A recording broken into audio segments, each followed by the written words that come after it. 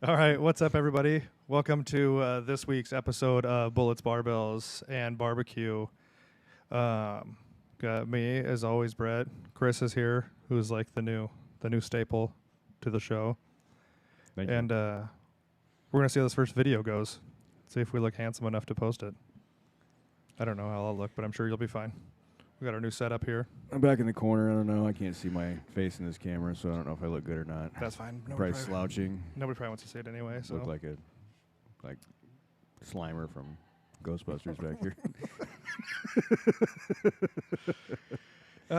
What is it? July 1st. So got the 4th of July coming up. So it makes sense our new little podcast setup here where we got a very America. Yeah. We got the flag. Then we got George Washington. Crossing the Delaware like a fucking savage. Christmas night just crosses the Delaware to murder people to win independence. Freedom. Which, I mean, what do you got going for the 4th of July? Well, I believe there is a pool party that we're all attending. Oh, yes. Mike's pool party. Mike's last pool party. Yep. Mike's leaving us. Mike's moving. Yep. Going to Texas. I mean, which is, a free state. Yeah. Yeah. But Depends on where you live in Texas, I guess.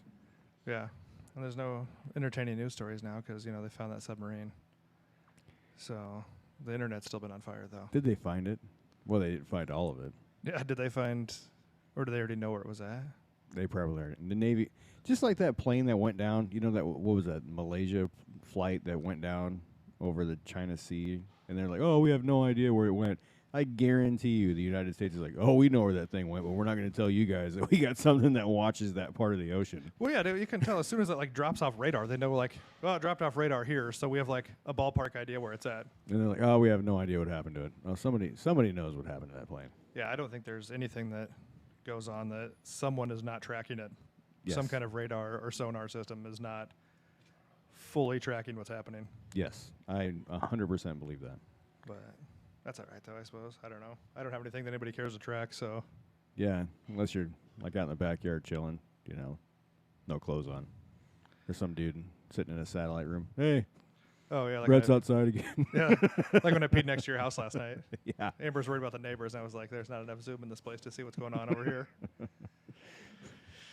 But let's, we'll go on with the show. It's fine. We're doing some Q&A. So one of the questions was, what's something you've done for gains, but looking back now was stupid? That could be like a plethora of things. Yeah. I don't know if anything that is, I would say, is stupid, because you're still trying to go towards a goal. But I remember once I watched a video with Cali Muscle. Oh, yeah, the guy that said all he did was work out outside, right? Yeah. Well, Yeah. I think he went to prison or something, and he said all he ate was tuna and top ramen. Yeah. And then he got completely shredded, but Yeah, but there was no drugs involved. no, none whatsoever. But I think it was really, really high reps, like 100 reps per set or something like. I mean, it was like 3 sets of 100 on an exercise. And I tried that for a couple of weeks, and I'm like, this is dumb. And then I stopped doing it. God, That was a long time ago, though. That was Mine was probably more diet related. at least 10, 15 years ago. 10 years ago. Yeah, mine was always probably more diet related. No, I never really messed with my diet much because I was just really fat, and then once I lost, I never really messed with my diet. So I was never skinny. Then was one of those people that was skinny and was like, oh man, I'm gonna eat 30 grams of creatine every day and a couple of weight gainers. Next thing you know, you're 250 and you're fat. Yeah, no, most of mine was, I used to go to Wendy's before and after I would work out. I mean, what's wrong with? I bet you always had PRs. Yeah, I used to go to Wendy's before we'd work out and get two junior bacon cheeseburgers and 10 nuggets. And then I'd go after and get the exact same thing. I don't see what's wrong with that. I don't think there was anything wrong. I went from 220 to 240. I thought we were talking about bad ideas. Yeah, that's what I'm saying. I don't know if I have any that I regret. I mean, you learn from all of it, right? So. Well, I think that's like anything in life. Yeah. Or do you really have any regrets in life? Because whatever you've done, Well, I guess if you're in a good spot in life, because whatever you've done has got you like to where you're at in life. Yeah, so I mean, there's nothing that had lasting effects on me, so I can't think of anything that's. Yeah. I mean, I think that'd be a good question for somebody who's gotten hurt training doing something dumb or. But I feel like most of those people get hurt training doing like non-dumb stuff. They're actually doing like what they're supposed to be doing. Yeah. Unless you're out there like, I don't know. I mean, I think you're probably gonna see more of that on like sitting on a mobility ball trying to do squats or something. Like supplementation or taking like 5 grams of caffeine to work out. I think or somebody who may be an enhanced lifter, taking the wrong type of enhancements that had some lasting effects on them. Something like that. I think one of the worst experiences I had was when I went out to Westside and train, and we did like a bunch of we did speed squats, and I think we'd already done like a bunch of sets of reverse hyper. And there was this guy there that used to train at Westside way back in the day. I can't remember his name. He was kind of a fucking nobody. But he wanted to go do like rack pulls with like a quadrupled light band, which is the thicker orange band around it. And he had briefs on, like probably double ply briefs, and I just had like shorts and a t-shirt on, like whatever. And we were going back and forth, and we were working up. And I always made him go first, obviously, because if you want to win, you're going to have them go first. Yeah. And he missed the one. And then Louis was standing right next to the rack. And I was like, I can't be like a fucking pussy. Like, Louis is standing right here. So whatever he missed, I pulled. And then I think I went up like one more time. And then, I mean, that was great because I got done. And that was the greatest thing ever because Louis was like, that's really strong. And I was like, that's all I needed. But we left there. Craig was with me, our old business partner here back in the day. At the Omaha Barbell. Him and I were out there. We left and we drove to Canton, Ohio from Columbus. And my fucking back cramped up so bad. I had to like lay the seat back some so I could just like straighten my body out while I was driving. And then Craig wouldn't fucking drive. So I'm like just like cramping up the entire time on the way there. It was like the worst fucking experience of being in a car. Well, at least you won that rack pull event. I did. And probably the second worst thing I ever did was when we used to go down, like last week we went down to Holland, Kansas, pick up that stuff from Al Meyer. He used to host the all-around competitions. So we were doing the stuff like the Jefferson lift everybody's doing now and the Steinborn squats and the hip and thigh exercises. And all of his competitions always had like 5 like super heavy like back-related exercises. Like it would be like a harness lift. You'd put a harness around you, it would hang down between your legs. They'd have a bar between your legs, and they'd put like 2,500 pounds on it. And you had like basically a metal walker that you could use to position yourself, and you would stand up and had to get this bar off the ground. Or like I said, it'd be a Steinborn and all this. So then we would leave down there after it was over, and we would drive back to Omaha, and it was like almost a 4-hour drive. And so we'd come back, and we would stop we'd stop in York to take a leak. And when we got out of the car, it was like, those evolution pictures. Yeah. That's like us walking in. And then we'd have to like lean against the fucking wall, like on the urinal to pee because everything hurt so fucking bad. Those are also good experiences. They were awesome. Yeah. I wouldn't trade any of those times in. But as far as like, that was probably pretty fucking stupid. Like one time we did this it crushed our spines, but we did this hip and thigh lift. And you would put a weight belt on, and it had hooks on it, and you'd hook chains to it that were wrapped around a bar that was basically right at your hips, like mid thigh.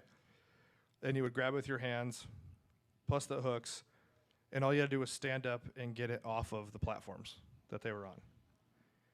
And this would go up to like, I think I got around like 1,400 or 1,500 pounds, right? You're not moving it very far. But you knew your spine was compressing because they kept having to add pieces of plywood under your feet the heavier the weight got. Maybe you're just crushing the plywood. Yeah. Yeah. But that was, those were great times, but those were like some of the most painful 2 hours later / next day. Do you think those carried over to anything? Glory.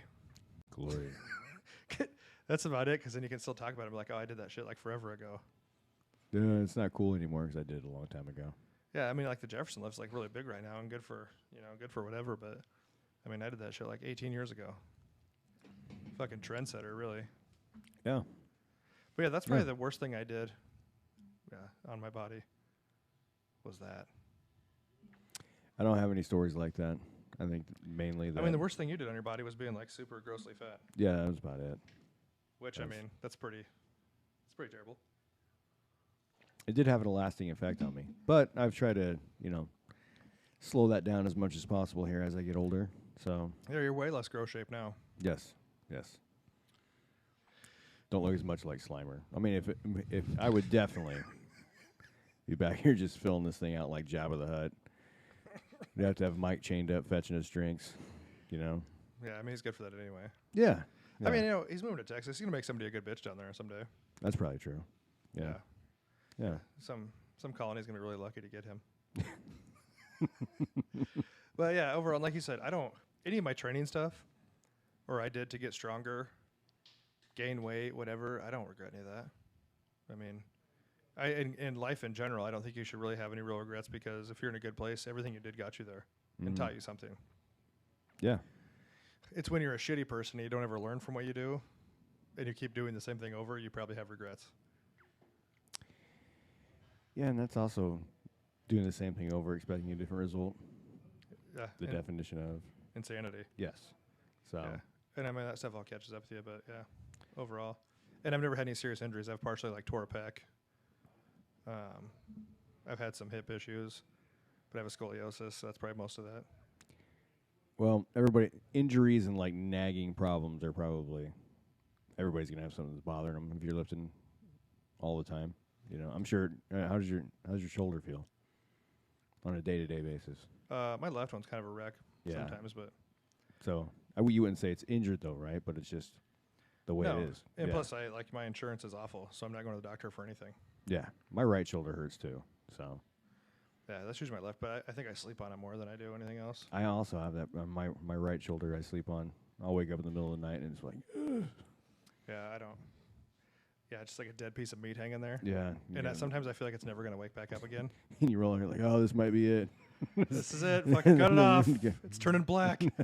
Get it out of here. Just fucking no blood flow. It's dying. No.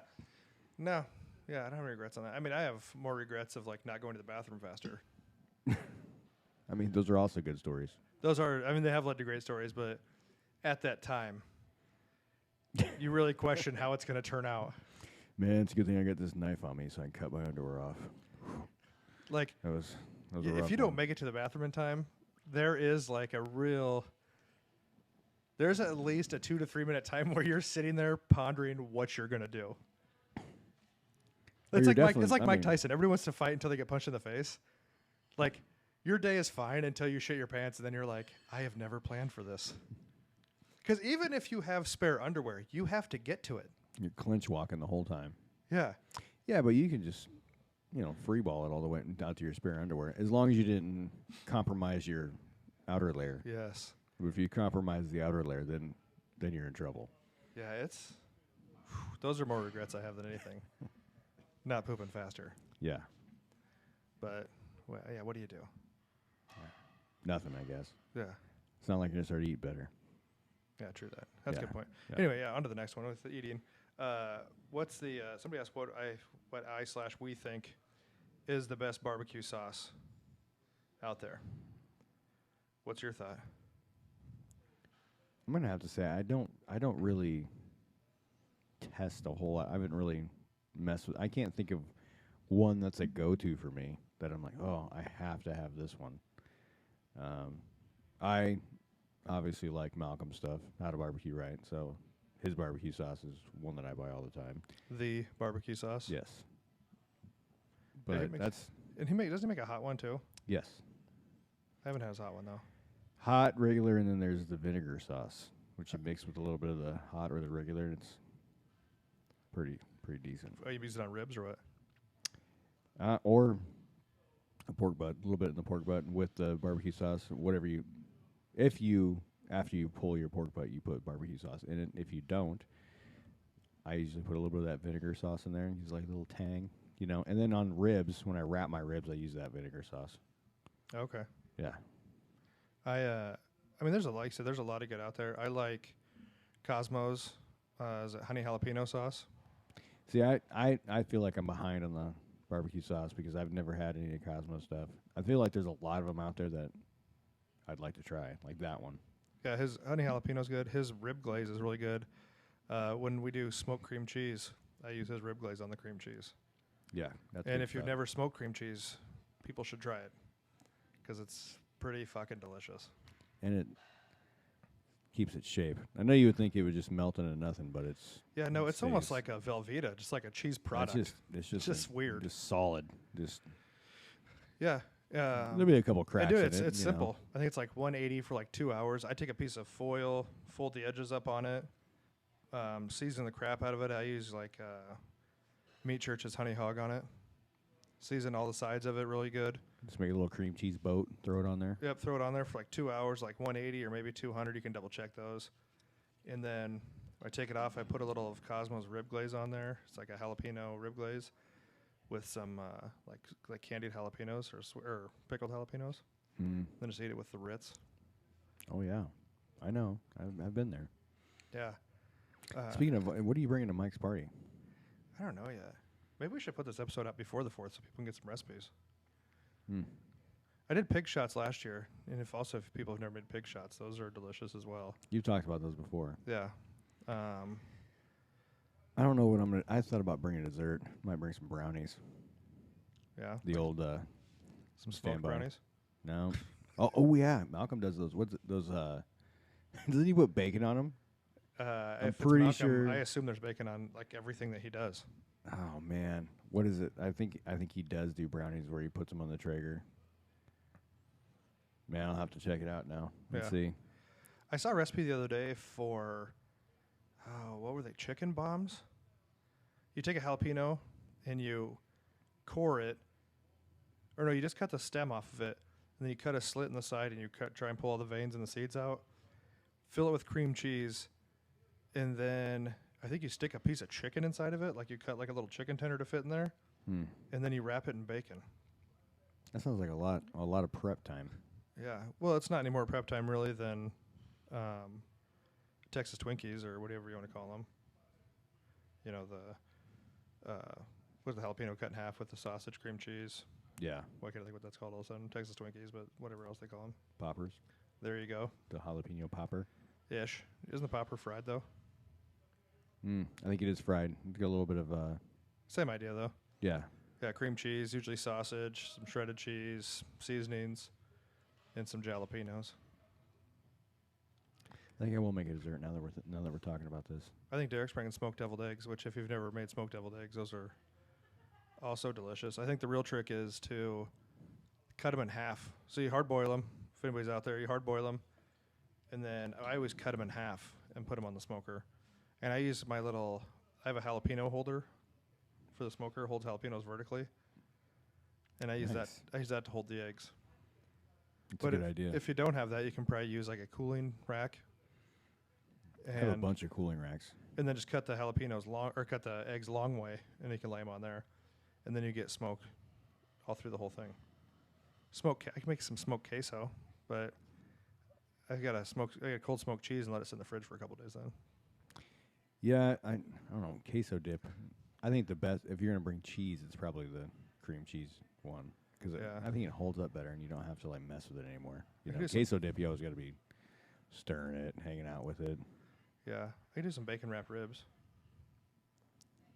Those aren't bad. Just cut each one on the bone, the most meat, and then wrap them in bacon, season them, and smoke them.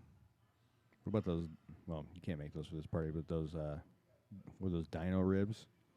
Oh, those dino bones? Dino bones? Yeah, I made those. I put those on our Instagram page. Those are fucking... I missed out on that. I didn't get any of those. No, you didn't. But they taste a lot like brisket. Yeah? They're right next to each other on the cow. Oh, well. I'm a big pork rib fan, so Yeah, I like the spares over the baby backs, though. yeah. People, I don't know. I think there's just more meat to the spares, but some people argue, but I don't know. Baby back ribs or whatever. But as far as sauce goes, I don't think So you don't have a go-to either. That's probably my go-to is Cosmos. I have tried Meat Mitch, the Womp sauce. That's pretty good. But it kind of depends on what you're looking for. Like if you want like a little bit, and I like sweeter, so sometimes like a Kansas City barbecue sauce I also like sweeter, so will be different. But like some of the mustards are good out there too. yeah. Like Famous Dave's was always good too. That was that sweet and sassy they had. Yeah, the sweet and sassy was good. That was good. But I'm kind of like you. I don't really sauce anything that I'm smoking for the most part. So it just depends. I might sauce it afterwards. I'm going to be honest with you. Usually if I'm smoking something and then I'm going to put it on sliders or make sandwiches or something, I'll just buy like some barbecue sauce from Costco. Be like, there you go. But if I'm actually going to use it to smoke with, if I'm going to put it on one of my ribs or something, it's going to be something probably from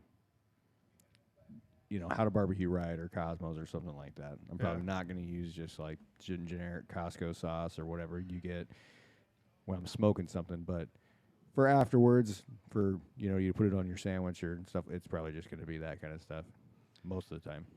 Yeah, maybe pork belly burnt ends. Haven't done those for a little while. Yeah. What were those ones that? What was that? I can't think of what it was. They were crunchy. What did Malcolm make that time? And they were crunchy. There was something with pork. I'll have to look it up again. Yeah. It was kind of like he kind of made pork rinds. Oh, yeah, I remember that. He did them with like but they weren't pork rinds, it was something else. I can't remember. He did the skins off of something and then he basically made his own. Yeah. Pork rinds, and he used the Nashville hot chicken seasoning because Cosmo was there with him. Yeah. That's what it was. Yeah. So, I mean, yeah, the barbecue thing, you can go kind of all over. It kind of depends on what you're looking for as far as kind of sauce. Sweet, if you want a vinegary. I don't think the 4th of July is the right time to try new stuff, though. Yeah, if you're trying to show up at the party and be the fucking man, then I wouldn't experiment right now. No, that's not a good time for that. I have like 10 different barbecue sauces in my fridge right now. Yeah, there you go. You go home and taste them. We should have brought them all in, and we could have tasted them while we were sitting here. Just stick my finger in all of them and then take them back to the store. Yeah. These were no good. I need to return them. These all taste like dog shit. These suck. Yeah, I need to return all these things. I need my money back for all these. They're open. Yeah. How else would I know if they suck? Yeah, how else would I have tasted them? You're not giving fucking samples here. Ooh, that'd be a good idea. Actually, you know what? Some barbecue stores do have open ones for samples. Helping You Barbecue has sample ones. Did they? They do. I don't think they had them that day we were in there. They do. They're in the fridge. Oh, I did not know that. And you can sample the seasonings as well. That'd probably be kind of hard to differentiate. All right, let me try this seasoning. Yeah. Yeah, because it depends on how much you're going to use and how much salt you want or whatever. And if you have all your taste and smell back. Yeah. Yeah, tell me about it. Again, almost 2 years later since the vids. But yeah, there's a lot of them out there. A lot of competition. Try them out. Yeah. And that was our third question. Who's our biggest competition as far as Omaha Barbell is concerned? I don't know. I don't really. Is there really any competition? I think when you're in business, you obviously want to know what other people are doing, but you also, I think some people have to pay too much time and attention to what other people are doing and not focusing on their own shit. Like if all I'm doing is consumed with what some other gym is doing, then obviously I'm not focusing trying to make my gym better. You know, like this podcast thing, we kind of just decided to do it one day, just to, like I always say, to educate and entertain, have some fun with it. Like, but I wasn't out there like, all right. You wanted to do it, and all of us were like, eh. And then you're like, oh, I'm doing it.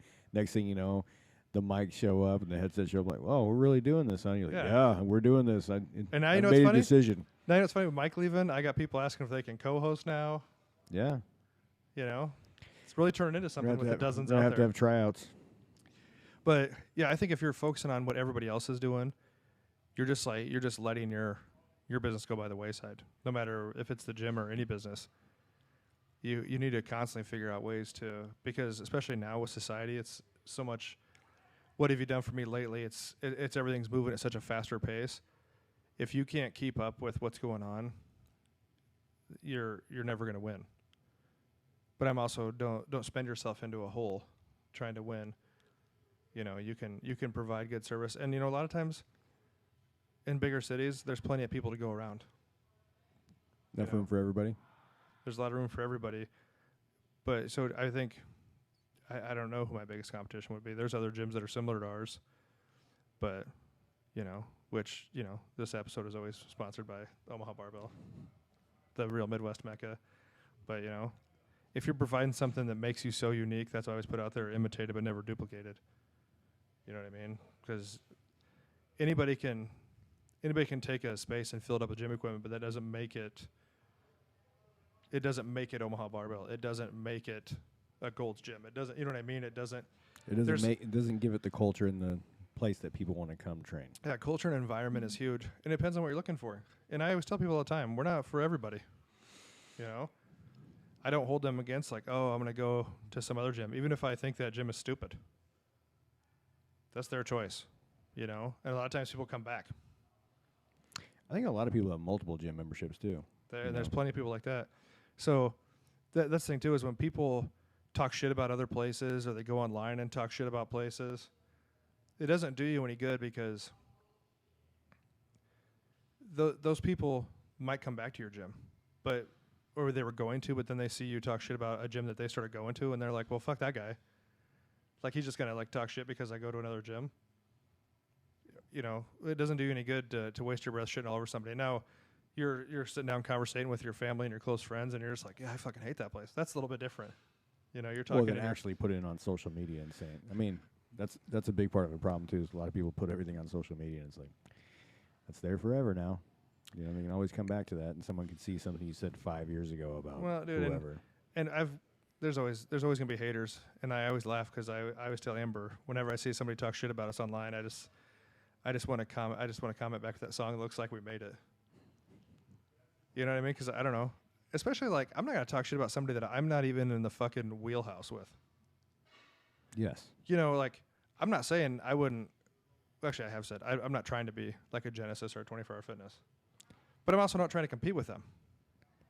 Yeah, like, you're not going to compete with Planet Fitness. Completely different type of thing. It's a different model and what they're doing. And, like, some of those places, you know, that's like, I don't know. You could be the smallest company in the world, and it's not a bad idea to aim to be to be successful like the big companies, but to sit there and like talk shit about them doesn't do you any good, because they don't care about you. They give zero fucks about your opinion about them, and that's why they are where they're at. I think that some people probably keep their, you know, Planet Fitness membership, and when they still come here, because Planet Fitness is a different type of thing. Like, they're going to have 40 cardio machines at Planet Fitness, and you're going to get some free Tootsie Rolls when you roll up, you know, tanning beds, you know, some pizza parties. But then you're going to come over here and you're going to lift heavy and get your weight training in. But that doesn't mean anybody has to say anything bad about Planet Fitness. You know what I'm saying? That's just a different type of gym. Some of it's a proximity thing. It might be right by their work, and they're like, hey, I cruise in there, I do some cardio, I hit a few accessories, but I come to this gym or whatever gym they go to, and I do all my max effort exercises, or I do all my main exercises. But I guess the thing is, there's really no reason to tell people if they come here, like, oh, you should definitely cancel your Planet Fitness membership because you don't need that anymore. Well, that's not, I mean, why, you don't need to say that. Like, they're already here. You know what I mean? They're already here. They're already coming here. Who cares if they go to Planet Fitness also, or Genesis, or whoever? Yeah. So, I mean, I think overall, like, who my biggest competition is, I'm sure there's somebody out there that thinks I'm their competition, but if they listen to this, which they probably are, I don't give a fuck about you or what you're doing. Not the slightest fucking care do I have about what any other gym is doing in town, as long as I'm providing the best place for the people that want to be at my gym. That's a good point to make. So basically what you're saying is your biggest competition is yourself. Yeah, I think so. I guess that's a good way to put it, because I'm trying to keep a standard of our culture, and just even, you can call it even the community, whatever you want to call it. I'm just trying to keep that standard that we have, if not make it better, provide a better experience for the people that are here. Like, I want to have all the cool, unique shit of equipment that I've always liked to use, that I know other people will like to use. Yeah. And if some other gym has it, great, man. Good for you guys for getting it. I'm jealous. You know? I remember back when I trained here, and I was like, man, I came in and I told you, I got this sweet pullover machine I found on Craigslist. And I said, man, it'd be sweet to have a pullover machine in here. And you're like, let me see it. And I think you went and picked it up like the next week. And then after that, I was like, hey, I got to cancel my membership. Yeah, real fucking piece of shit. Dude, getting that, okay, so that pullover machine was like the weirdest experience I've ever had going to get equipment. What was a Craigslist pullover machine? What do you expect? Okay, so here's a story. So it was a hammer strength pullover machine. And we still have it here. It's a great piece of equipment. I've never met a piece of hammer strength equipment that's not pretty awesome. So I do some wheeling and dealing with this guy. We get this thing fucking bought. So I go to pick it up. I take Dave Dickey with me. Dave has been around the fitness game for a long time. Dave is a high 300-pound, large black man. We're cruising through these like back neighborhoods. Dave looks at me, straight face. I don't think black people are supposed to be in these neighborhoods. And I was like, we'll be fine, dude. So we get to this dude's house. This guy's a fucking hoarder. So he takes us down in his basement. I bring my own tools. I'm not stupid. I'm not getting fucking cornered in somebody's house. So I bring my own tools. Takes us down to his basement. This pullover machine is the only fucking piece of equipment in this guy's entire house. I don't even see weight plates anywhere. He just wanted to get them lat gains, man. So that's all he wanted. I go down there and Lower he's chest. talking, and I look at Dave, and Dave just looks at me with like this, what the fuck is going on look. So I'm just like trying to be like casual conversation with the guy. I was like, hey man, like, why do you have this? And he's like, oh, I used to be a member at 24 Hour Fitness and I would use it. Dude, I worked at one of the 24 Hour Fitnesses here in Omaha when I first started as a trainer. We didn't have one there. I don't know if any of them did. I don't know if he thought it was like a fucking ab machine. There was one at the one on, because I remember using it. It broke, and it would disappeared forever. The one on 120th and Maple over there. There was one. Oh, over that there. one had all the cool like old shit. But yeah, I was like, did this guy? And this guy clearly did not fucking work out. It was not like a hidden scenario. And I was like, oh, cool, man. So I am just like taking this thing apart as fast as possible so we can get the fuck out of this place. Dave, who has bad knees, is trying to help me get everything out of the basement because he wants to get out of there as fast as we can. But we got it loaded up. It's been like an awesome piece of equipment, but that was like one of the weirdest places I've ever went and got equipment from. Was he waving at you guys from like the doorway when he left? Bye. No, he was trying to shut the door on his hoarder garage that was full. Was there anything else good in there? Maybe he had some other stuff that. I didn't look around. I didn't want to touch anything because I didn't know, like, if there was going to be dead animals. You didn't hear anybody yelling for help while you were Yeah, in I was there? going to say, I don't think there's any dead animals or any like kids locked up in the basement, so I didn't want to fucking get into that deal. But yeah, that was definitely. But it was worth it. Yeah, I mean, I bought a piece of equipment sight unseen out of a place in Des Moines. And I called a buddy of mine. I was like, hey, can you help me? Can you swing? Because he lived in Des Moines. I said, hey, you be able to swing by and help me load this thing up because it was selectorized. Never even seen it before. Fucking sweet piece of equipment. what was it? It's like a Life Fitness row machine. Never seen one like it before. Looked cool in the picture. Guy said it worked fine. I was like, okay. Just went and bought it. But I've only gotten rid of one piece of equipment we've had here, and it's because I got a better version of it. What was that? I had a Legend Fitness row, like an ISO row, but then I got the hammer strength one. I got the hammer strength one from another guy in Des Moines. I bought 3 pieces from him, and I went down there to get it, and super nice house. This guy's helping us load it up out of this guy's outbuilding, which is nicer than most people's houses. These 3 pieces of hammer strength there. I'm like, oh, where are these from? Oh, at his lake house, he wanted a gym. This guy used to be like some kind of orthopedic doctor. Oh. And it was a preacher girl from Hammer, and it was like bent up. Like the top was kind of bent. And I was like, what happened here? He's like, oh, yeah, when we were hauling it down around the lake house, it fucking flew off and rolled down the hill. But it would suck going to get that thing. Oh, fuck. We got to go get this thing. But at least it was small, and it wasn't selectorized. But yeah. But it worked fine. Yeah. Oh, man. Do you imagine? All right. Go get the tractor. How are we going to get this thing out the bottom?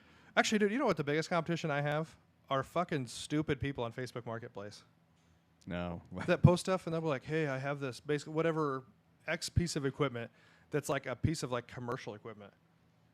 And they're like, I want $3,000 for it.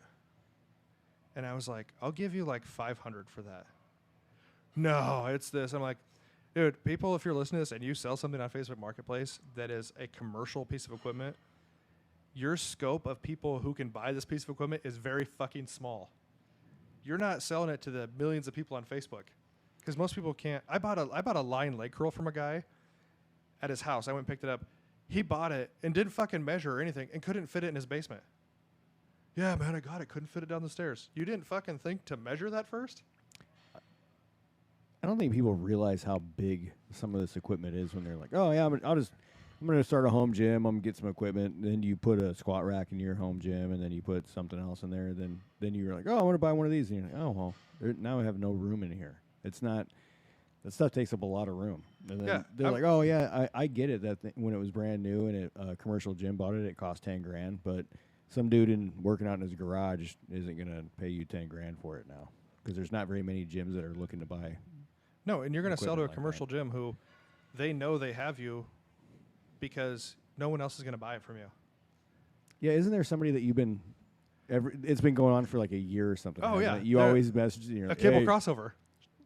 She wants like $5,000 for this cable crossover. I'll give you $2,000 for that thing or something like that. Yeah, she wanted like $5,000, and I knew it's out of a gym in Omaha that liquidated some equipment, and I know she didn't pay shit for it, I'm sure. And I was like, I'll give you like $1,500 for it. Thinking she'd like counter, right? Like $2,000. She just goes, no. I paid $700 to have it moved, and I was like, oh, that sucks for you. So I waited like. So you're gonna make $800? What's the big deal? Yeah. So I waited like a month, and it was still on there. And I think after 15 the first time, I was like, hey, I'll give you $1,600 for that thing.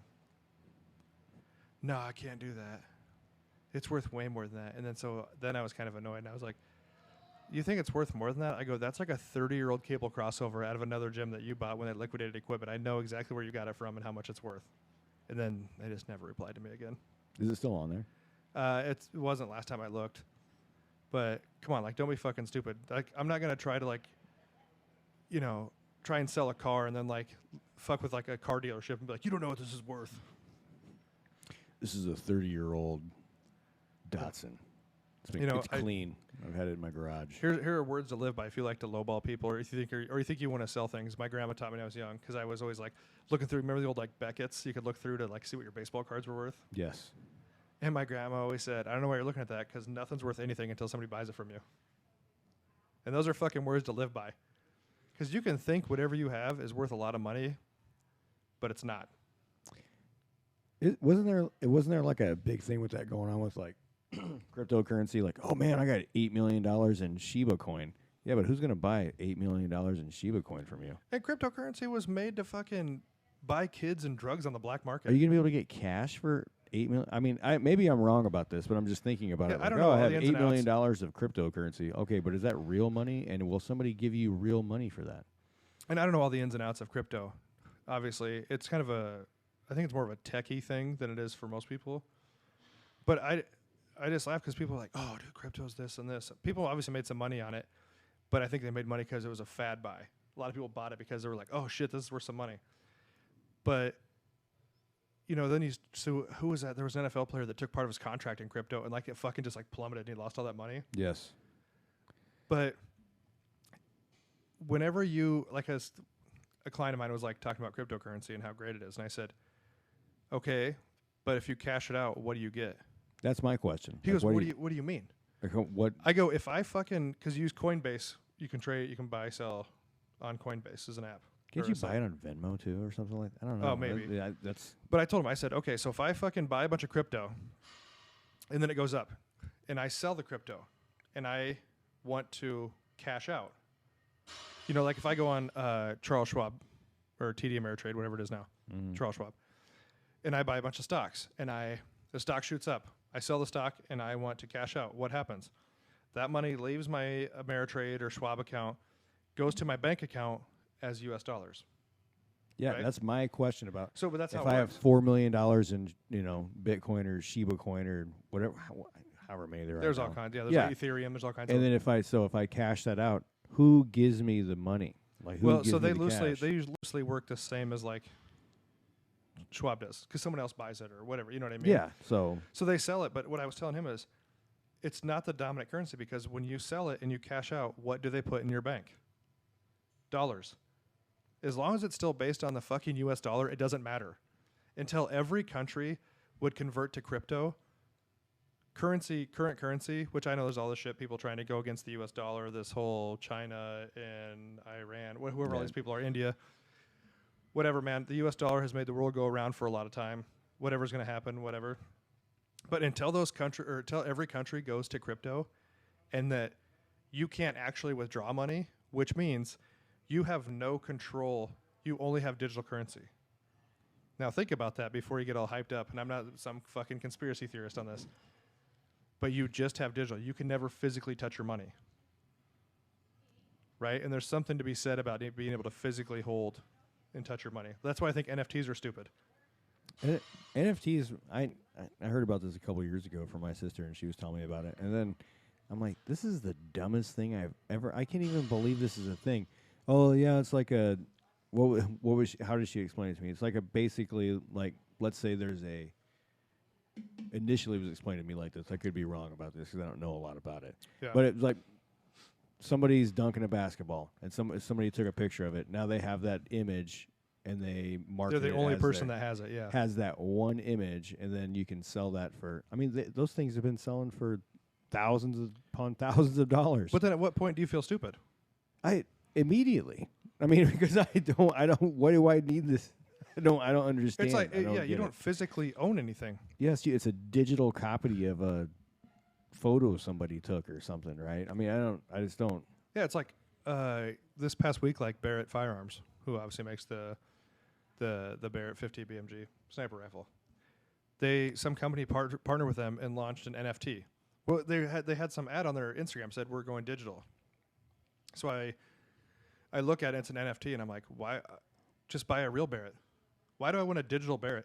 What am I gonna do with it? Or go like I have because I have the M82, and there's a company called Goat Guns. They make little model guns. Yeah. I have the Barrett version of that. At least it's still a physical thing I can touch. Why do I want a cartoon picture of a Barrett when I can own one? I mean, am I going to buy? I can't find one of those online right now. That am I going to print off and? If I buy, am I going to buy a picture of a car that I can never drive? I don't understand this. I don't get it. Yeah, and so Maybe that's it's because we're old. I don't know. Yeah, but it has. I mean, crypto kind of fucking dropped. I mean, it's still around. Well, why are NFTs still a thing then? I don't. But I feel like they've kind of fallen off a little bit too. I think they have too, but. But again, like I said, you're still getting dollars back. Once you stop getting dollars back, like when they're just like, oh no, this is what you have for cryptocurrency. And here's the thing is too, the dollar bill has never dropped in value like 50% in one day. Crypto could fucking drop like in one day. Because it's basically like a stock, right? You look at any stock. Let's say you buy into some stock, whatever it is, Bob's Auto Parts store, right? It's worth a bunch of money. And then you're like, man, I'm making a ton of money on this. And then you wake up the next morning and you found out that Bob has been busted for fucking child porn. What do you think is going to happen to Bob's stock? Bob's stock's going to go in the tank. So you know how much stock you're going to have now? A lot less money value. Yeah, so you're going to have to get rid of it, yeah. Crypto is the same way. As soon as like, when governments were like, hey, we're going to start taking crypto, it fucking went up. And then they're like, yeah, I remember when Tesla said they were going to take crypto. Yes. And then the next day they're like, no, and the stock went fucking down. It's so volatile. I'm not saying the dollar bill doesn't move up and down, but not that fast.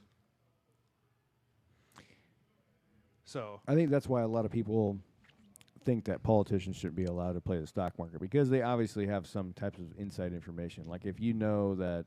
Oh, they're passing bills that are going to affect things. Yeah, if you know that companies are going to get some big contract, or you know that companies are going to lose a big contract, because I don't know a lot about the stock market, but I'm pretty sure that you can, if you buy a lot of stock in something and you know it's going to tank, or can't you put, what is it called?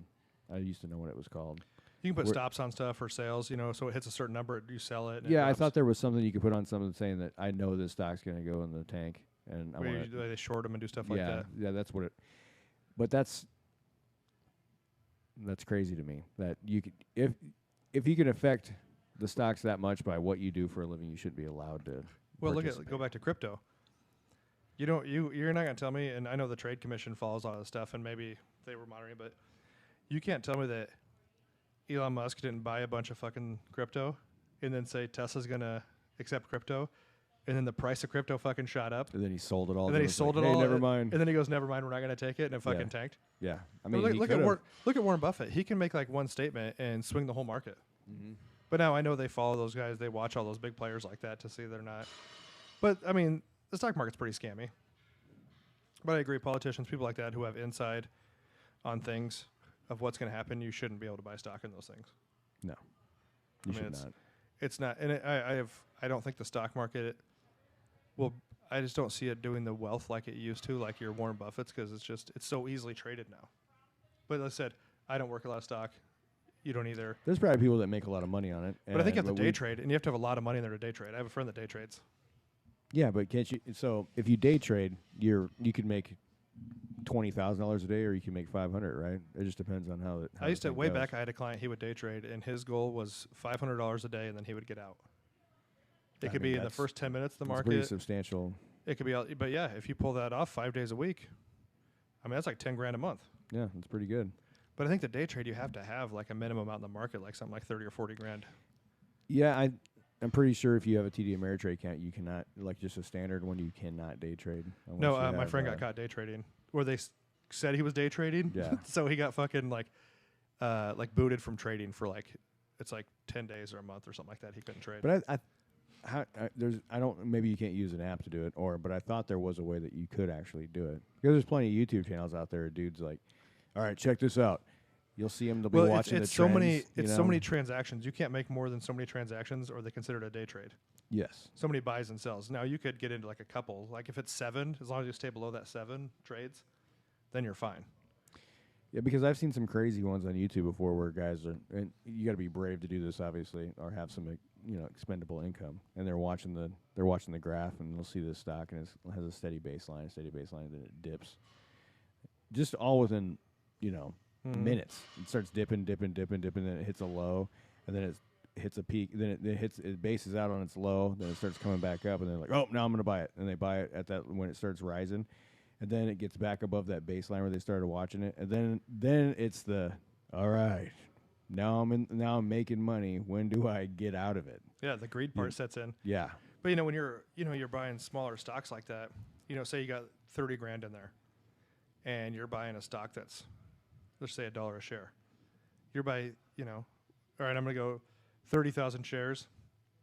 The price goes up a dime. I pull out 30,000 shares times 10 cents. It's a lot of fucking dough you just made off 10 cents. Yes. Whereas like other people who aren't day traders, they'll be like, hey, I'm going to buy some Wells Fargo stock. And it's like $25. Well, it's never going to fucking jump. And you're probably only about like 6 shares. Yeah, that's a years-long investment. Yeah. That's not something that those day traders are dealing. They're not buying big stocks. It's like some company you never fucking heard of, like some little. You're like, what is? And you don't even know what they do. All you're doing is watching the trends of the market through the week. Yeah. And that's what those guys do. Yeah. So, wow, we really kind of got out of there a little bit, though. Yeah, I don't know how we started talking about this. Just people thinking things are worth money. Yeah. Yeah. To tie up that question, my biggest competition / nemesis are fucking people on Facebook Marketplace. Is Craigslist around anymore? Yeah, it's still around. Is it just casual encounters still, or is it? I just bought that truck I have off Craigslist. Dude, the best used to be the best of Craigslist. I don't know if they have that anymore. Oh man, that was some of the best shit out there. The best of Craigslist. There was a lady on there who put a post on Craigslist, and they don't say where they're from. She said she found a metal briefcase with several like paper towel or toilet paper tubes in it and 3 or 4 gerbils in it. We all know where those gerbils were headed. And she was just like, I took the gerbils to the Humane Society, but I still have your case. This is a real story? Yes. Then there was another one. In Omaha? No, they just say best of Craigslist. Doesn't say where they're at. Worldwide. Yeah. And then they had one, and she had pictures. She's like, I found someone's cat. It must have got loose. It's not very friendly, but I got it into a crate, and it was a fucking possum, and it was super pissed. this picture, fucking some sweet old lady, about fucking died getting a possum into a fucking crate for somebody. Oh man, Darwin Award.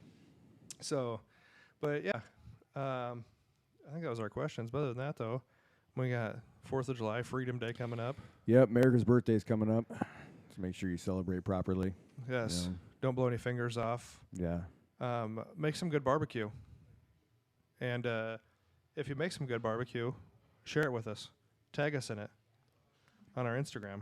Yeah, I'm trying to talk Brett into doing a merch giveaway here. For Well, what should we do? Let's do it right here. What do you want to do? I don't know. What? We got T-shirts. Like, we got to, I don't know. We either got to do a movie quote and someone has to post on the Instagram page what the movie is, or we have to do something that one of us said during so we know they're listening. So it's either a movie quote or, but then you got to decide, we got to decide, or you have to decide what somebody wins. Well, we have some. We did a little trial run. We got of some bullets, barbells, and barbecue logo shirts. Those are they're sweet shirts. Little olive green army drab action. Yeah. I'll let Chris put out a movie quote, and the first one to post that they Post what the name of the movie is. Yeah, post the name of the movie. First one to post the name of the movie wins a shirt. I need to make some more, so if I don't have your size, it might take a minute. But whoever posts it first on our Instagram.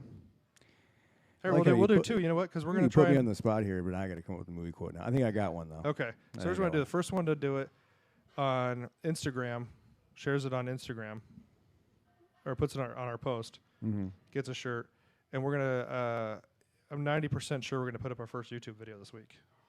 Oh, yeah. So the first one to comment on the YouTube video of what movie it's from also gets a shirt. Okay. Cannot be the same fucking person. Not with just a different. Yeah, it can be just a different username. That's fine. Yeah. Yeah. Yes. All right. So here's the quote from Chris. Movie quote. So, like I said before, Brett kind of sprung the whole podcast thing on us. And then I said a famous movie quote line in my head, not out loud. I was like, we got the tools and we got the talent. What movie is that from? All right, so first one on YouTube, first one to say it on Instagram. We'll reach out to you when we'll get you a shirt. Other than that, if you don't subscribe to us yet, we're on all audio platforms. Go follow us, subscribe, rate us, whether you like us or not. A 1 star is a star, I guess. Yeah, any love's good love. And follow us on YouTube. We love to get the subscribers, the follows. We appreciate you guys listening, and hope everyone has a great 4th of July, and we'll see you next week.